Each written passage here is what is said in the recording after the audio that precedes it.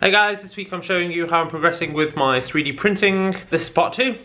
If you didn't see last week's, check it out. And I don't know what else to say. Let's get on with the video.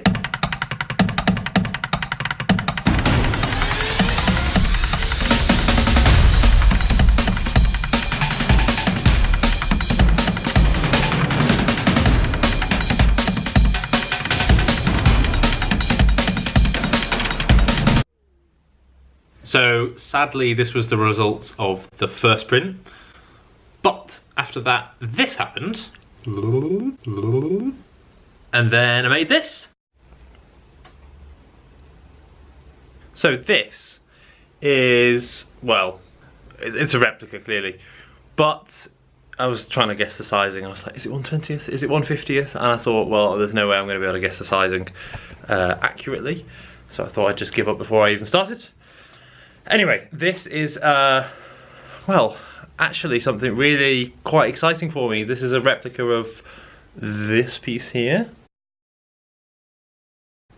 Well, it kind of marks a sort of breakthrough in my work. I've been planning and thinking and talking about 3D printing for a long time now, for me. And yeah, this is the first realization of that print. So you've got to appreciate the possibilities. This is not a piece in itself. This is, you know, a maquette, a mock-up, a practice run in all forms, but it shows promise, and yeah, that's quite exciting.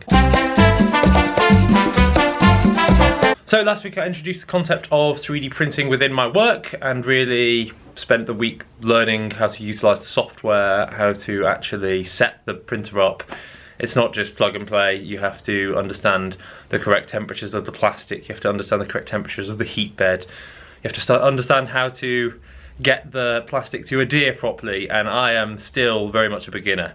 So I am slightly worried that this was luck over skill, because since that I've tried to scale it up. I am trying to make replicas of these pieces here. I am making it's like 90% scale size, if that's even a term, as in these are 60 centimeters by 60 centimeters, and I'm making 50 by 50 centimeter pieces. So I have to print in sections because my printer is only 30 centimeters by 30 centimeters. You get what I mean. And then I intend to kind of weld them together, just melting the plastic in some way, maybe using a blowtorch, or I don't know, even just a lighter, or heating it up on you know, I've got like a hob for making my glue. Yeah, so then hopefully I'll be able to join them together and they'll look quite similar, especially after I've wrapped them in a little bit of string to hide some of the problematic areas, and also to accentuate some of the areas for aesthetics. And then when I bind it to some sort of frame, I'm pretty sure it's going to look next level in terms of my artwork. But this led me to a series of realizations this week, which was really nice. I had a few friends seeing my work recently and giving me some feedback, and I've also gone through the process of applying for university again to further my study in fine art, and it made me really kind of sit down and reflect on what it is that I'm doing and why I'm doing it. And talking from an aesthetic point of view here, I really liked the kind of chunky frames, and I attributed that to some sort of childhood influence on I talked about it in a vlog a couple of months ago, like influences when I was visiting my parents back in the UK, and it was this chunky table that my dad made when I was a kid, and I just remember being really kind of impressed with the solidity of it, and how I was just like, it left an impression on me anyway, and I always attributed that impression to this kind of need to make incredibly solid work and very substantial frames, and aesthetically it's now starting to get in the way.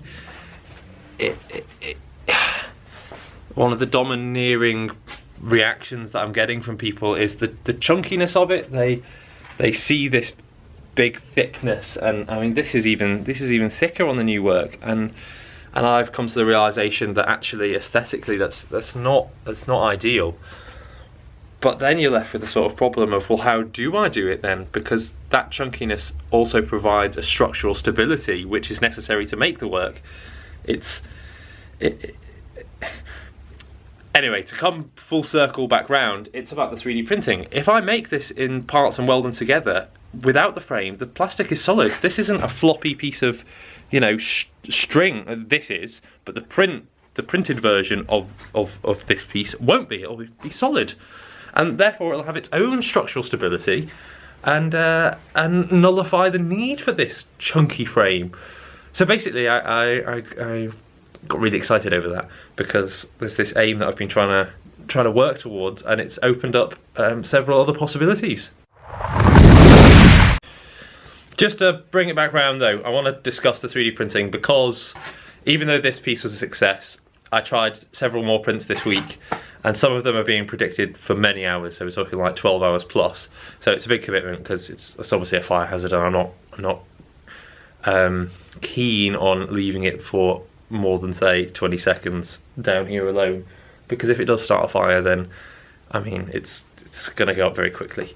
And I've got my fire extinguisher at the ready, so I'm basically here the entire time it's printing. So I think I tried 3 other prints, and the first one, this is what happened. So this is basically the first underlayer that, I think it's called a raft, that the print will float on, and then the plastic warped a little bit. It curved up at the edges, and the print head just caught it and ripped it off the bed, which was a bit of a shame. But I thought, oh, maybe that's just a one-off, because it has happened in the past when I first printed something like the trial print. So it can happen occasionally, but yeah. So I changed the settings, and I tried, I think, going for a slightly bigger raft, just because if you've got something slightly bigger, you've got even more surface area, and more surface area means more grip, and therefore it won't rip off. So I printed this, and it got about 3 layers high. See how it's a lot thicker? That's just tape on the back that I haven't... It's difficult to do this one-handed. I should have brought my tripod, shouldn't I? But this was the print that printed about 3 layers, and then so let's turn it so you can see what I'm talking about.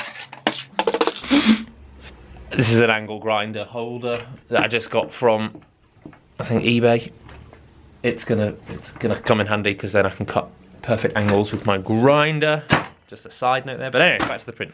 This is what was printing. So this is actually the very first layer of what will be the print. This is just the raft underneath that allows it to stay secured. But then it started warping and lifting off, and it literally looked like that. And if I'm quite honest, I don't really know what's going on, except in Cura, which is the program that you slice the print up in, I had set the nozzle to 0.4mm, which is obviously the higher it is, the faster the print goes. If you're printing at 0.2mm, it takes, well, I don't know 100%, but it takes twice the time that 0.4. And it came up with an orange box, and I couldn't quite work out what that was all about. And I googled it, and there was no clear, obvious answer. And I thought, well, I'll just try and print. And I think it's basically printing too much plastic, and then because of the thermal properties, it's cooling too quickly. So I'm going to attempt printing exactly the same file, but at half the size, so at 0.2 next week, because there is no orange box then. And orange is clearly a warning of some kind, and I'm hoping that that was just the simple error. And if that doesn't work, then I'm gonna have to try and get some help. There's a lot of forums online about 3D printing, so I'll just try and contact some people and see if anyone wants to give me some tips and tricks. And I think that's enough of 3D printing for a while now. So I'm gonna let that kind of chug along in the background. And every so often when I have a success, I will show you what's going on. But I think I'm going to concentrate on some physical works that I've actually got, because I've been doing a lot of talking lately, and I can imagine some people want to see some montagey stuff of what I've actually been up to.